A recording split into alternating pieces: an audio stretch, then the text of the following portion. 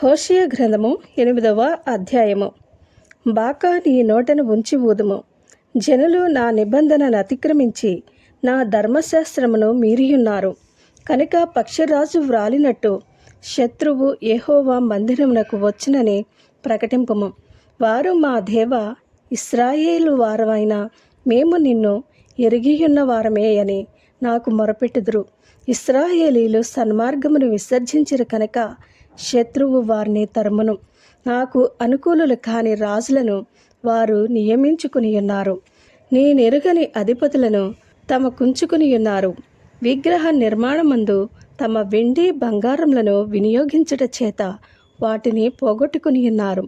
షమ్రోను, ఆయన నీ దూడను విగ్రహము విసర్జించెను. నా కోపము వారి మీదికి రగులుకొనెను. ఎంతకాలము వారు పవిత్రత నొందజాలకుందరో అది ఇశ్రాయేలు వారి చేతి పనియే గదా. కంసాలి దానిని చేసెను, అది దైవము కాదు కదా. షమ్రోను చేసుకున్న ఈ దూడ చిన్నాభిన్నమగును. వారు గాలిని విత్తియున్నారు కనుక ప్రళయవాయువు వారికి కోతయగను. విత్తినది పైరు కాదు, మొలక కాదు, పంట ఎత్తినది అది పంటకు వచ్చిన ఎడల అన్యులు దాన్ని తినివేదరు. ఇశ్రాయేలు వారు తినివేయబడుదురు. ఎవరికి ఇష్టము కాని ఘటము వంటి వారై అన్యజనులలో నుందురు. అడవి గార్ధబము తన ఆశ తీర్చుకునిపోయినట్లు ఇశ్రాయేలు వారు అష్షూరీయుల యొద్దకు పోయిరి.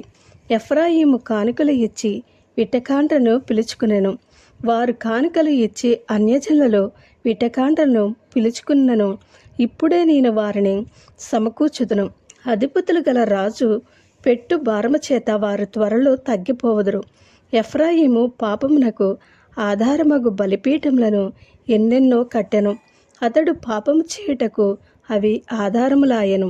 నేను అతని కొరకు నా ధర్మశాస్త్రమును పరిపూర్ణముగా వ్రాయించి నియమించినను. వాటిని అతడు అన్యములుగా ఎంచెను.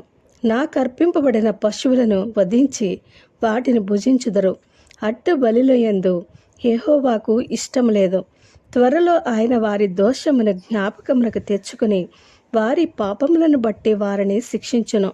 వారు మరలా ఐగుప్తునకు వెళ్ళవలసి వచ్చెను.